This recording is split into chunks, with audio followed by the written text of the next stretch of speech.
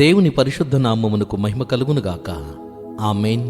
ఈ ఉదయకాల శుభములు మీకు తెలియజేయుచున్నది రెవరెండ్ కె శ్యాంబాబు.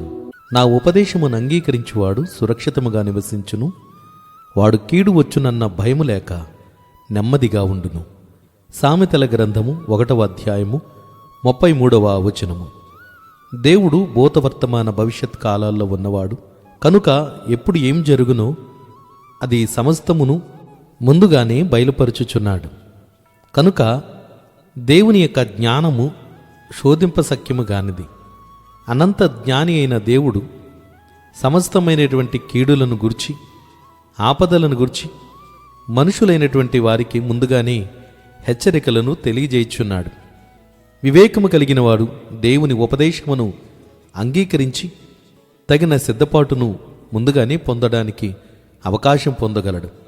మూర్ఖులైన వారు వచ్చే ఆపదను నిర్లక్ష్యము చేసి దానికి ఎదురు వెళతారు. ప్రియ సోదరి సోదరుడా, పరిశుద్ధ లేఖనములలో దేవుని మాటలను ఆలకించి తమ కుటుంబాలను జీవితములను కాపాడుకున్నవారు అనేకులున్నారు. నోవహుతో దేవుడు తెలియపరిచున్నాడు, నీ ఇంటి వారందరి కొరకు వాడును సిద్ధపరచుకునమని దేవుడు తెలియపరిచినప్పుడు నోవహు ఆ మాటను అంగీకరించి ఆ ఉపదేశమును ప్రకారముగా వాడను సిద్ధపరచుకొని తన కుటుంబాన్ని సంరక్షించుకొనగలిగి ఉన్నాడు.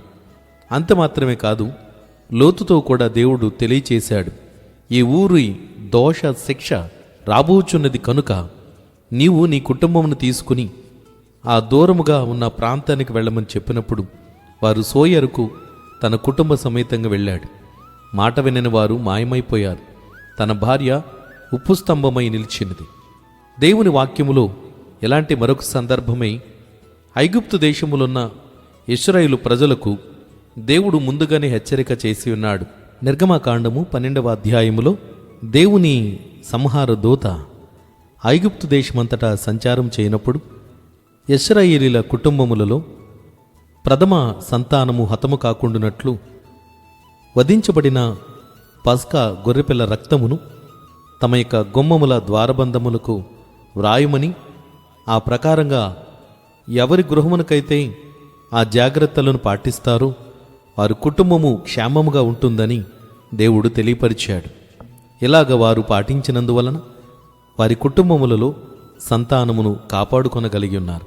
ప్రియ సోదరుడా, నీవు కూడా ఈ దినమందు దేవుని ఉపదేశమును ఆలకించి జాగ్రత్తగా ప్రవర్తించిన ఎడల భయము లేకుండా నెమ్మదిగా, కీడును చూడకుండా క్షేమముగా నీవు జీవించగలవు. దైవాశీస్సులు కలుగునుగాక. ఆమేన్. ప్రార్థన. ప్రేమగల తండ్రి, ఘనమైన దేవ, స్తోత్రాలు. ఈ ఉదయకాలమున ఈ ఉపదేశము మా మేలు కొరకు బయలుపరిచారు తండ్రి. అనునిత్యము నీ చిత్తమును మేము గుర్తిరిగి నీ ఉపదేశమును ఆలకించి అంగీకరించి సురక్షితముగా క్షేమముగా జీవించుటకు సహాయం చే తండ్రి. నాయన, ఎవరైనా ఆపదల్లో పడి ఉన్నారేమో వారందరినీ ఆదుకొనండి. ఈ ఉదయకాలపు మాటలు ప్రతివారి జీవితములను ప్రభావితపరచండి. నీ వాక్యానుసారంగా ప్రతివారు జీవించి నీ కృపలు అనుభవించుటకు సహాయం చేయండి. యేసుక్రీస్తు నామమున ప్రార్థించుచున్నాము తండ్రి. ఆమేన్. తండ్రి, కుమారుడు, పరిశుద్ధాత్మయను త్రియేక దేవుని దీవెన ఎల్లప్పుడూ మీకు తోడయుండునుగాక. ఆమేన్.